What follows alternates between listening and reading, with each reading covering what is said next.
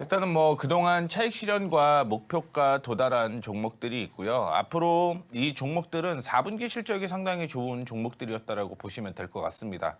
실적 발표가 일어나게 되면 한 번 더 추가적인 상승이 이어질 가능성이 높은 종목이라는 거 참고해 주시면 좋을 것 같고요. 그다음에 제가 보통은 올라가는 종목 쪽으로 계속 편입을 하고 아닌 종목들은 계속 리스크 관리를 하라고 여러분들께 언급을 해드리고 있는데 어제 같은 경우도 목표가 도달한 종목이 한 3개 정도 있었다라고 보시면 될 것 같아요. 뭐 파이nem텍은 목표가 어제 도달을 하는 모습을 보여주었고요. 한화비전도 어제 목표가 도달을 하는 모습을 보여주었습니다. 그 외에 디어유의 경우도 제가 월요일 날 방송을 할 때 목표가를 터치를 했죠. 그러면서 차익 실현으로 방향을 잡았다라는 거 참고를 해주시면 좋을 것 같고요. 지지선을 이탈하는 종목들도 있었습니다. 이런 종목들 하나하나 체크를 해보도록 하겠습니다. 자, 보시게 되면 YG엔터테인먼트가 지금 중요한 위치라서 먼저 말씀을 해드리도록 하겠는데 제가 이탈가를 64,000원이라고 얘기를 해드렸어요. 그 전에 63,300원에서 목표가 이탈가죠. 이탈가 64,000원으로 상향 조정을 했는데 오늘 나온 뉴스를 확인을 해보게 되면 이 얼음이 한 번에 뭐 녹을 수는 없다라는 발언을 했죠. 뭐 한알령을 중국 쪽에서는 뭐 그런 게 있는지도 모른다라는 뉘앙스를 풍기고 있는데 앞서 언급을 해드렸던 이 얼음은 서서히 녹는다라고 얘기를 하는 건 한알령은 서서히 해제가 될 가능성이 있다라는 얘기가 오늘 나왔죠. 그런데도 불구하고 전반적으로 테마가 지금은 반도체로 돌고 있기 때문에 이 엔터주가 단기 하락이 나왔습니다. 물론 4분기 실적은 여전히 좋다라고 생각을 하시면 될 것 같아요. 그럼에도 불구하고 보시게 되면 저점이 계속 지지가 나오는 모습을 보여주고 있습니다. 따라서 YG엔터테인먼트 64,000원을 이탈하지 않으면 들고 가셔도 상관이 없어요. 말씀드렸던 대로 4분기 실적, 그 다음에 이벤트는 계속 나올 가능성이 있기 때문에 이 점 참고해 주시면 좋을 것 같습니다.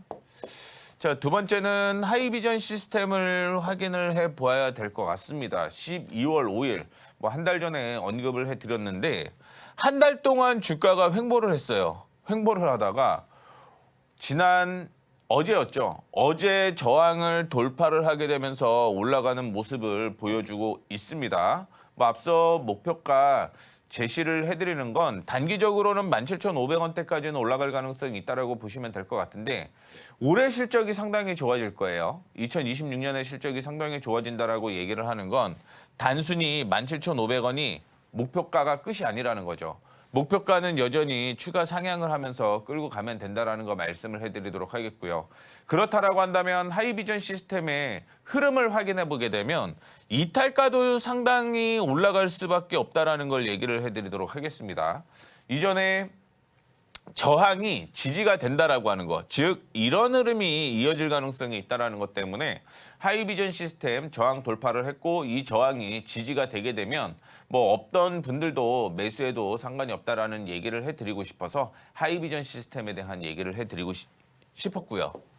자, 다음엔 인선 ENT입니다. 역시 실적에 대한 이슈는 계속 있어요. 근데 우리는 확인해 봐야 돼요. 실적이라고 얘기를 하는 건 펀더멘털이잖아요. 즉 분기 최소 3개월 뭐 더 빨라도 한 달 정도는 더 기다려야 된다라는 건데 심리는 바로바로 반영이 됩니다. 그러다 보니까 실적이 좋다라는 종목도 역시 심리에 의해서 무너지게 되면 리스크 관리가 필요하다라는 걸 얘기를 해드리고 싶고요. 인선 ENT의 경우는 저점이 계속 높아지는 모습을 보여주고 있었죠. 그런데 최근 들어서 이 저점을 이탈하는 모습이 나타났기 때문에 리스크 관리를 해야 됩니다. 물론 조정을 받게 되면 이 종목은 다시 한번 매수 타이밍이 나올 가능성이 높아지고요. 만약에 매수 타이밍이 나오게 되면 인선 ENT 다시 한번 언급을 해드리도록 할 테니까 이 점 참고해 주시면 좋을 것 같습니다. 아무리 좋은 종목이라고 얘기를 하더라도요. 눌릴 때는 리스크 관리를 해야 돼요. 그리고 오를 때 다시 재매수하는 전략을 취해야지만 우리가 빠르게 종목들을 순환매해 가면서 시장에 발맞춰 갈 수 있다는 거 얘기를 해드리도록 하겠습니다. 자, 그 다음에 화승엔터프라이즈 역시 동일한 흐름이 이어진다라고 생각을 하시면 될 것 같아요. 뭐 아디다스에 대한 신발 판매량이 계속적으로 늘어나고 있는 모습을 보여주고 있고요. 그 다음에 국내 쪽에서는 다이소에 르카프가 들어가고 있잖아요. 이 르카프가 화성 엔터프라이즈가 만드는 제품이라고 생각을 하시면 될 것 같습니다. 그런데 상승 추세가 이어지고 있다가 이 상승 추세가 이탈을 했어요. 그러다 보니까 이것도 역시 리스크 관리를 하셔야 된다는 부분을 얘기를 해드리도록 하겠습니다. 앞서 언급을 해드렸던 인선 ENT나 화승 엔터프라이즈 올해 실적이 어마어마하게 올라갑니다. 다만 그 순간순간에 모멘텀이 발생을 해야지만 그때 다시 한번 상승 여력이 있다라고 생각을 하시면 될 것 같은데 일단 리스크 관리는 필요하다라는 부분을 얘기를 해드리도록 하겠습니다. 역시 실적이 좋기 때문에 흐름만 한번 타게 되면 이런 종목들 금방 수익 복구된다라는 것도 말씀을 해드리도록 하겠습니다. 자, 그다음에 파이nem텍은 목표가를 도달을 했어요. 제가 11,400원을 언급을 해드렸는데 어제 장중에 11,400원을 돌파를 하는 모습을 보여주었습니다. 그러면서 목표가를 상향 조정을 해야겠죠. 앞서 보시는 것처럼 일단은 12,000원은 목표가를 돌파할 가능성이 있어요. 그래서 12,000원에서 12,200원까지는 목표가 상향 조정을 한다라고 보시면 될 것 같고요. 그 전에 제가 파이nem텍의 경우는 10,000원을 손절가로 제시를 해드렸는데 역시 10,000원의 손절가도 상향 조정을 해야 될 것 같습니다. 이제는 손절이 아니라 익절가가 되는 거죠. 한 10% 이상 지금 수익이 나고 있는 상황이고요.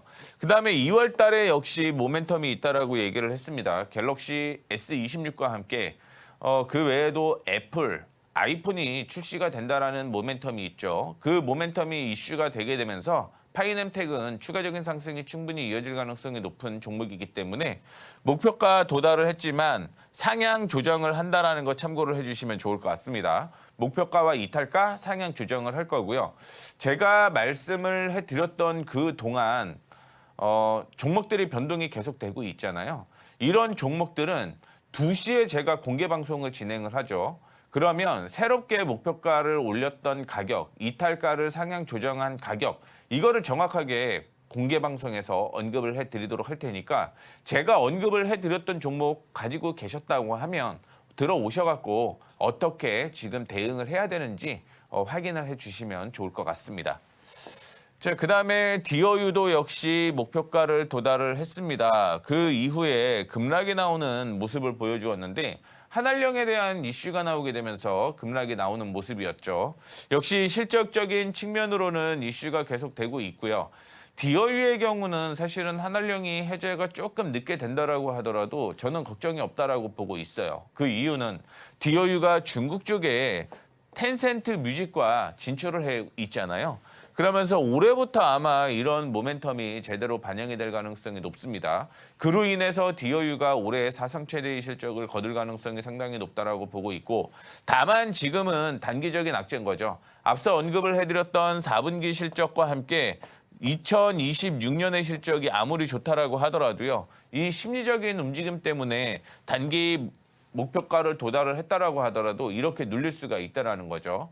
그래서 이 종목도 역시 조정받고 그다음에 매수 타이밍 한 번 더 나올 가능성이 있다라는 것 참고를 해주시면 좋을 것 같습니다. 새롭게 매수 타이밍이 나오게 되면 디어유에 대한 전략 다시 한번 제시해드리도록 할 테니까 이 점 참고해 주시면 좋을 것 같고요.